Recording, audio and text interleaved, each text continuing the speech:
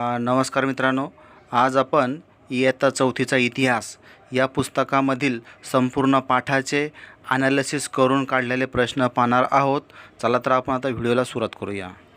पहिला प्रश्न आहे, शिवाजी महाराज ज्या काळात होऊन गेले तो काळ कोणता होता? तर तो होता मध्ययुगाचा काळ.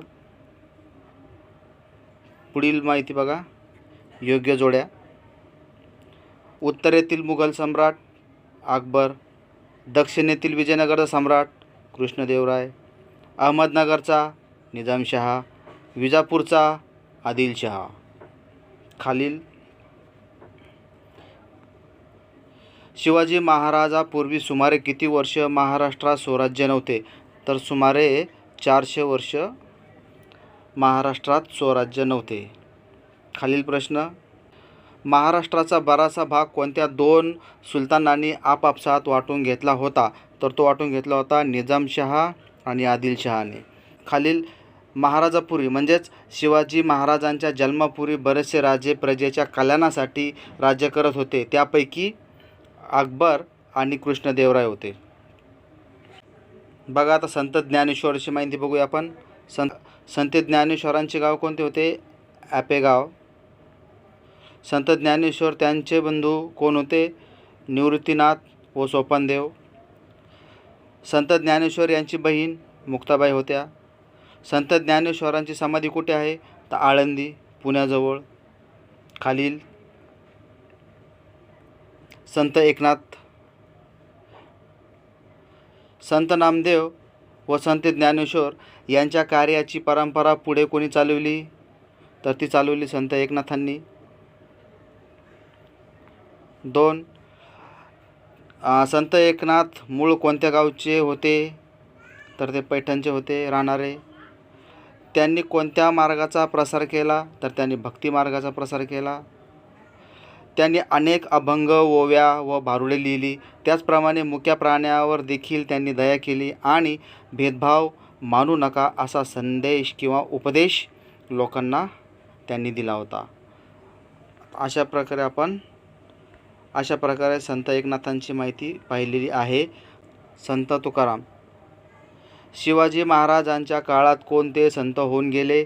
तर ते होते संत तुकाराम महाराज आणि संत रामदास. पुढील संत तुकाराम हे कोणत्या गावचे राहणारे होते? तर देहू गावचे, पुण्याजवळ. त्यांचे किराणा मालाचे दुकान होते. पुढील जवळच्या डोंगरावर जाऊन ते विठ्ठलाचे भजन करत असत.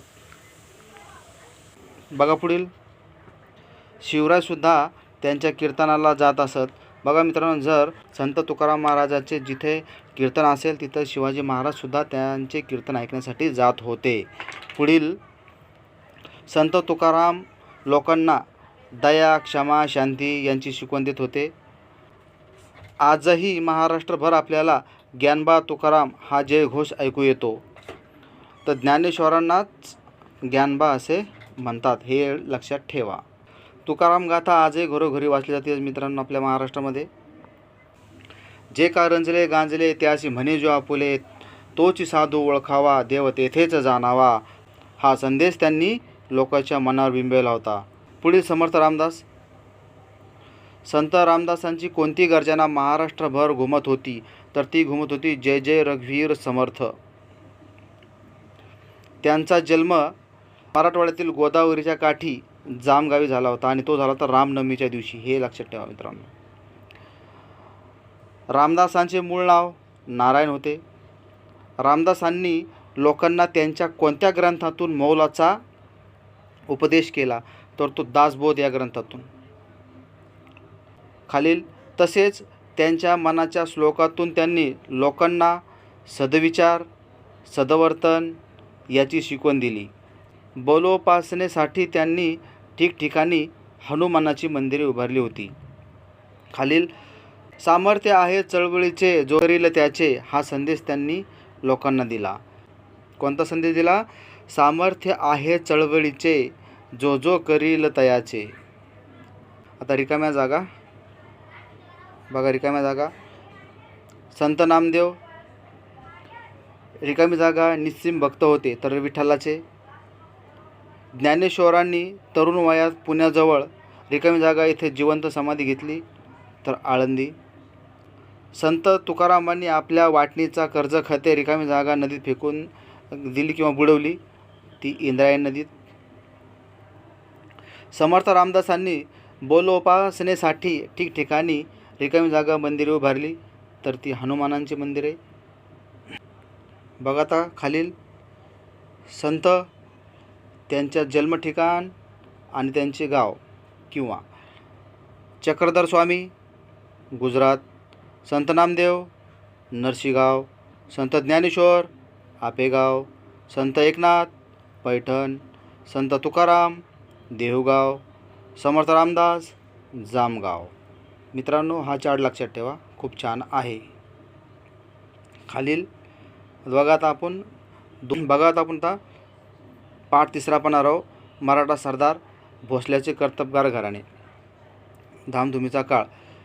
बघा, एक संतांनी लोकांच्या मनात भक्तिभाव निर्माण केला तर शूर मराठा सरदारांनी महाराष्ट्रात शौर्याची परंपरा निर्माण केली होती. विजापूरचा आदिलशहा, अहमदनगरचा निजामशहा यांच्यात मित्रांनो नेहमी लढाया होत होत्या आणि या लढाईसाठी त्यांना अनेक फौज फाटा लागत होता. यासाठी त्यांनी आपल्या मराठा सरदारांचा उपयोग करून घेतला होता. आता शूर मराठे कसे होते? मराठे कटक शूर होते, तसेच ते धाडशी होते आणि स्वामीनिष्ठ होते. खालील कोणताही फौजबंद मराठा सरदार सुलतानाकडे गेला की सुलतान त्याला आपल्या चाकरीस ठेवीत होता, म्हणजे त्यांच्या स्वार्थासाठी. पुढील त्यांना सुलतान सरदारकी देई जहागिरी देत असे. त्यानंतर जहागिरी मिळालेले सरदार स्वतःला आपल्या जहागिरीचे राजे समजत होते. त्यानंतर विजापूर आणि अहमदनगर येथील सुलतानाच्या पदरी अनेक मोठमोठे मराठे सरदार होते. ते खालीलप्रमाणे. बघा आता, सिंदखेडचे जाधव, फलटणचे निंबाळकर, मुधोळचे घोरपडे, जावळीचे मोरे, वेरूळचे भोसले. लक्षात ठेवा मित्रांनो, खूप महत्त्वाचा आहे. पुढील सिंदखेडचे जाधव हे कोणाचे वंशज होते? तर देवगिरीच्या यादवांचे वंशज होते ते. पुढील शिवरायांच्या मातोश्री जिजाबाई कोणाच्या कन्या होत्या?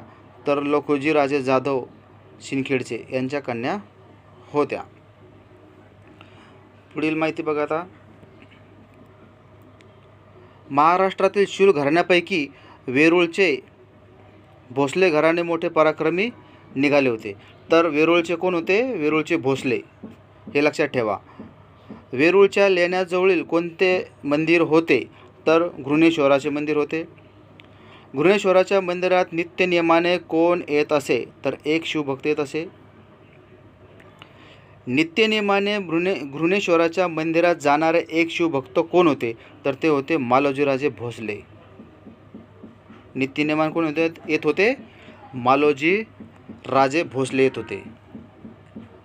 आता वेरूळचे भोसले. वेरूळ गावचे पाटील मालोजी राजे थोर शिवभक्त होते. विठोबा राजे यांचे धाकटे भाऊ कोण होते? तर मालोजी राजे भोसले. विठोबा राजे आणि मालोजी राजे ही कोणाची मुले होती? तर बाबाजी राजे भोसले यांची. वेरूळ गावची पाटीलकी कोणाकडे होती? तर बाबाजी राजे भोसले यांच्याकडे. निजामशाहीची राजधानी कोणती होती? दौलताबाद. दौलताबाद ह्या निजामाच्या राजधानीचा वजीर कोण होता? मलिकांबर. निजामशहाने मालोजी राजांना कोणत्या परगण्याची जहागिरी दिली होती? तर ती दिली होती पुणे आणि सुपे.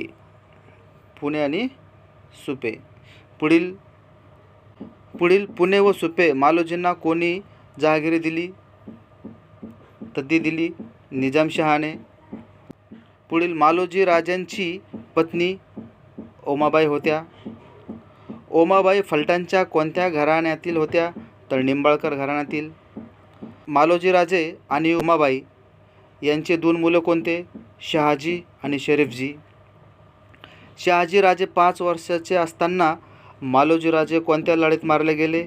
तर इंदापूरच्या लढाईत मारले गेले. पुढील माहिती बघा मित्रांनो. शहाजी राजे.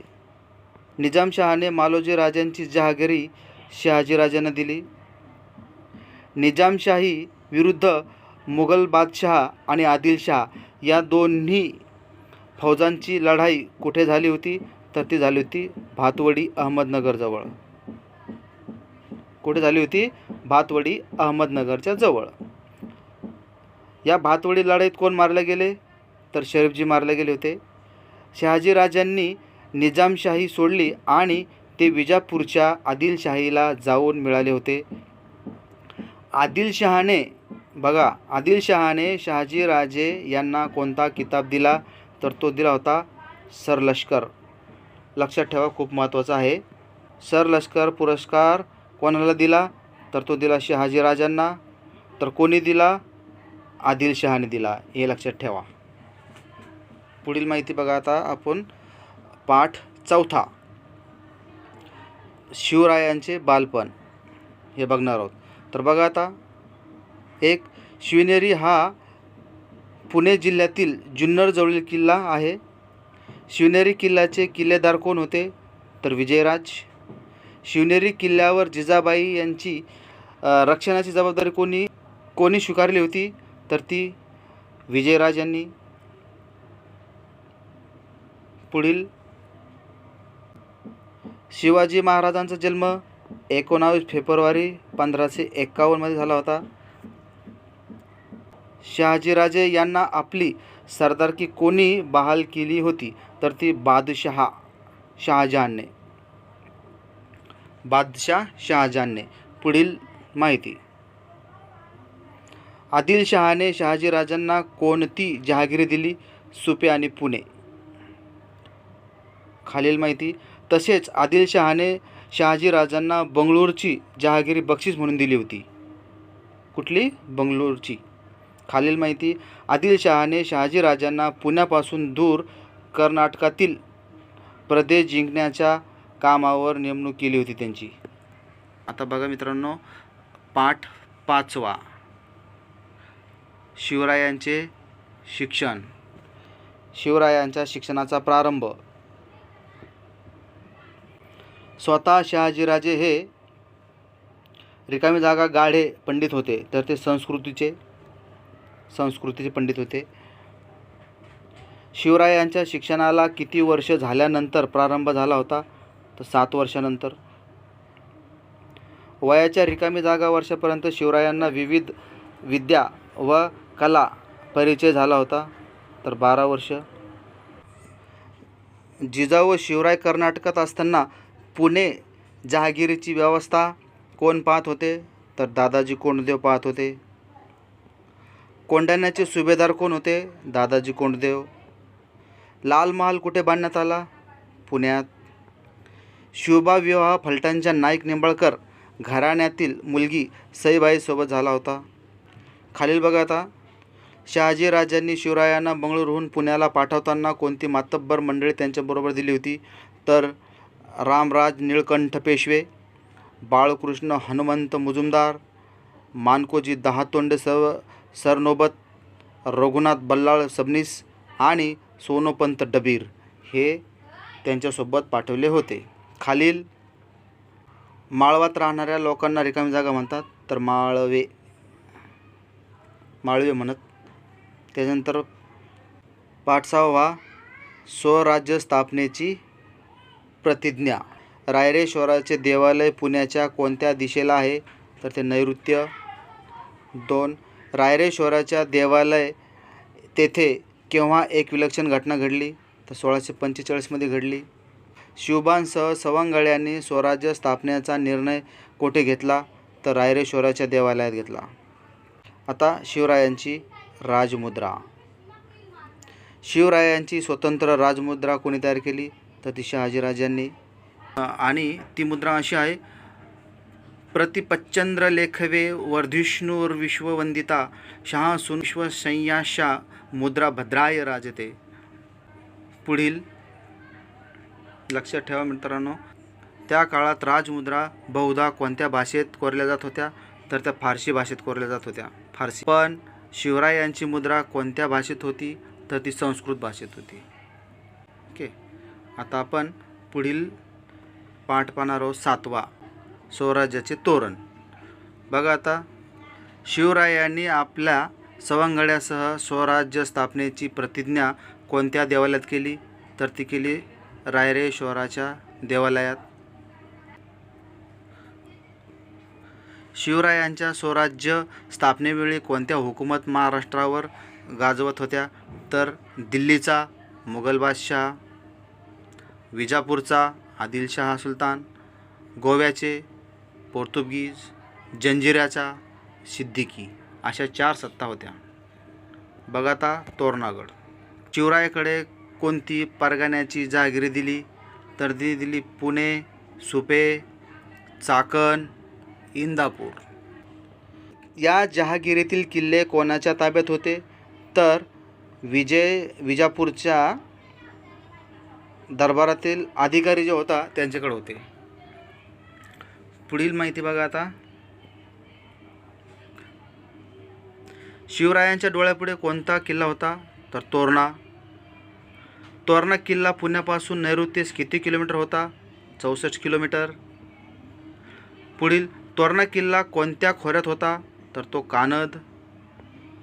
तोरणा किल्ल्यावर कोणत्या 2 माच्या होत्या, तर एक होती झुंजार आणि दुसरी बुधला. लक्षात ठेवा. पुढील तोरणा किल्ल्यावरून उतरण्यासाठी एकच वाट होती आणि ती होती फक्त झुंजार माचीवरून. तोरणा किल्ल्यावर कोणत्या देवीचे देऊळ होते, तर तोरणाजाई देवीचे मंदिर होते. खालील स्वराज्याची नौबत झडली. शिवरायांचा विश्वासू आणि निष्ठावंत सहकारी कोण होता, तर ते होते येसाजी कंक. तोरणा किल्ला जिंकल्यानंतर शिवरायांनी किल्ल्याला कोणते नाव दिले, तर ते दिले होते प्रचंडगड. लक्षात ठेवा. खालील आता, तोरणा जिंकल्यानंतर कोणाची किल्लेदार अधिकारी म्हणून नेमणूक केली होती, तर ती केली होती मराठा किल्लेदार ब्राह्मण सबनीस प्रभू कारखानीस यांची. पुढील माहिती बघा, किल्ल्याचे काम चालू असताना मोहऱ्यांनी भरलेल्या 4 घागरी मिळाल्या होत्या. आदिलशहाने कोणत्या डोंगरावर अर्धवट किल्ला बांधून सोडला होता, तर तो सोडला होता मुरुंबदेवचा डोंगर. पुढील तोरणापासून 15 किलोमीटरवर पूर्वेला कोणता डोंगर होता, तर तो होता मुरुंबदेवचा डोंगर. तोरण्यावर सापडलेले धन मुरुंबदेवाच्या डागडुजीसाठी खर्च केले होते. कुठे खर्च केले होते, मुरुंबदेवाच्या डागडुजीसाठी. पुढील शिवरायांनी मुरुंबदेवाच्या किल्ल्याचे नाव कोणते दिले, तर ते दिले राजगड. मुरुंबदेव बघा, मुरुंबदेवचा जो किल्ला होता अर्ध सोडलेला, ते किल्ल्याचे डागडुजीचे काम केल्यानंतर शिवरायांना त्यांना राजगड नाव दिले होते. बघा आता, स्वराज्याची पहिली राजधानी कोणती, तर राजगड. कोंढाणा आणि पुरंदर हे किल्ले युक्तीने काबीज केल्यानंतर कोणता किल्ला काबीज केला, तर तो केला रोहिडा.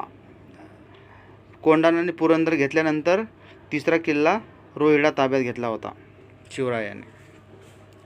आता पाठ 8वा, स्वकीय शत्रूचा बंदोबस्त.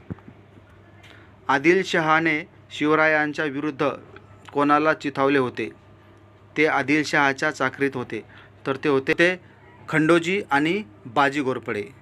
पुढील शिवरायांचे मेव्हणे विरोधक होते, तर ते होते फलटणचे बाजी नाईक निंबाळकर.